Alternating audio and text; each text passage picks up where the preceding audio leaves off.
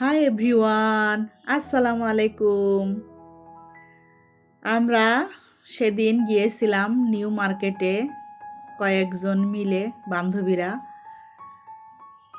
তো টুকিটাকি কিছু জিনিস কিনেছিলাম, সাথে খাওয়া দাওয়াও করেছিলাম। আর যেহেতু সবাই মিলে গিয়েছিলাম, বেশ ভালোই লাগছিল। তো প্রথমে ঢুকেই জুতার দোকান। তো জুতার দোকান থেকে আরিয়ানের আম্মু আবার জুতা দেখছিল, তার আবার একটা জুতা পছন্দ হলো, মানে জুতা জোড়া। আমাদের তেমন কেনার কোনো উদ্দেশ্য ছিল না, জাস্ট আমরা একসাথে নিউ মার্কেটে একটু ঘুরবো, খাওয়া দাওয়া করবো, এটাই উদ্দেশ্য ছিল। তো ফাইনালি আরিয়ানের আম্মু এক জোড়া জুতা কিনলো, সাথে রিথিও জুতা কিনলো। রিথির তো জুতা অনেক বেশি পছন্দ। আর ঘুরতে ঘুরতে আমার চোখ পড়লো 100 টাকার জিনিসের দোকানে, মানে যা নিবেন সব কিছু 100 টাকা। এখানে যা দেখা যাচ্ছে সব কিছুই 100 টাকা, আর পাশে 200 টাকা 400 টাকা করেও ছিল।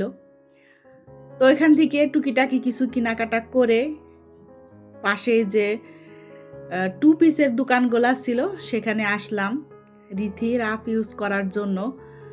এক সেট 2 পিস দেখলো, এই যে এই আমার হাতে এখন যে কালারটা, তো এটা ভালো লাগলো, ক্রেপ জর্জেটের মধ্যে রাফ ইউজ করার জন্য ভালো, তো এটা নিয়েছিলাম।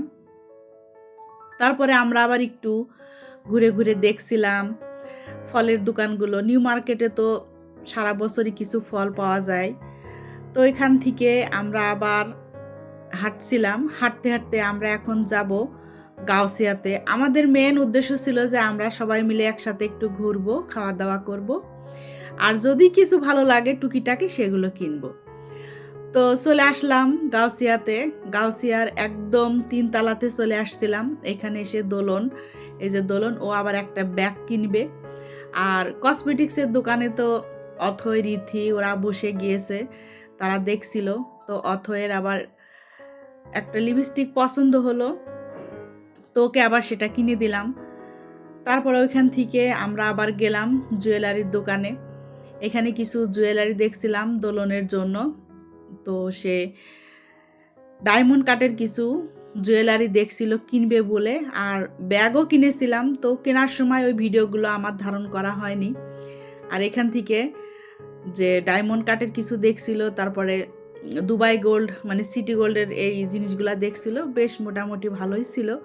কিন্তু ফাইনালি নিয়েছিলাম এই টিকলিটা রিথির জন্য, আর কোনো জুয়েলারি নেওয়া হয়নি।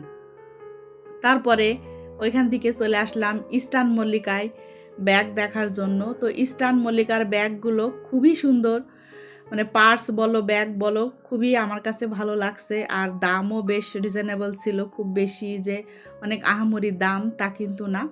তো মোটামুটি সবগুলো ব্যাগই ভালো লাগছিল, বিশেষ করে এই ব্যাগটা। এখানে মানে ভিডিওতে কালারটা ওইভাবে আসেনি, কিন্তু ব্যাগটা কিন্তু খুবই দারুণ। এই ব্যাগটাও কিন্তু আমি কিনেছিলাম। তো ওখান থেকে কেনাকাটা মোটামুটি ঘোরাঘুরি শেষ। এখন আমরা চলে যাব স্টার কাবাবে। গিয়েছিলাম সকালের দিকেই, কিন্তু ঘুরতে ঘুরতে অনেক বেলা হয়ে গিয়েছে, ক্ষুধা লেগে গিয়েছে। আর মার্কেটে ঘুরলে তো এমনিই বেশি ক্ষুধা লাগে। তো আমরা সবাই মিলে এখন চলে যাচ্ছি স্টার কাবাবে। ক্ষুধাটা আসলে অনেক বেশি লেগে গিয়েছিল আমাদের, ঘুরতে ঘুরতে প্রায় 4টা মতো বেজে গিয়েছিল। তো স্টার কাবাবে এসে আমরা যার যার পছন্দের খাবার অর্ডার করে দিলাম। আর স্টার কাবাবে তো গেলে সবসময় আমি বা রিথি অথই ওরা কাচ্চি বিরিয়ানি খায়। তো আমরা সবাই মোটামুটি কাচ্চি বিরিয়ানি নিয়েছিলাম। আর স্টার কাবাবে যারা খেয়েছেন তারা তো জানেন আমার কাছে অনেক বেশি ভালো লাগে স্টার কাবাবের কাচ্চিটা। আর পেটে অনেক বেশি ক্ষুধা ছিল, একদম ভরপুর মন ভরে আমরা সবাই মিলে কাচ্চি বিরিয়ানি খেলাম।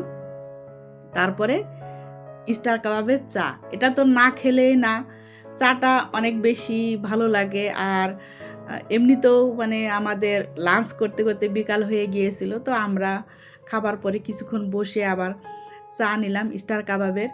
আমি কিন্তু দইও নিয়েছিলাম, দইটা আমি গাড়িতে খাবো ওইটা ভেবে আমি পার্সেল করে নিয়েছিলাম। এই যে এটার মধ্যে দই, তো এটা গাড়িতে খাওয়ার জন্য নিলাম। আর স্টার কাবাব থেকে বের হয়ে অথয় আবার আইসক্রিম খেলো। তো আইসক্রিম খেয়ে এখন আমরা সবাই বিদায় নিয়ে বাসার দিকে চলে যাব। ওরা গিয়েছিল মেট্রো রেলে আর আমি এসেছিলাম আমার গাড়িতে, তো রিকশায় করে চলে আসলাম ঢাকা কলেজের সামনে। আর আপনাদের কাছ থেকে বিদায় নিয়ে নেব। আল্লাহ হাফেজ।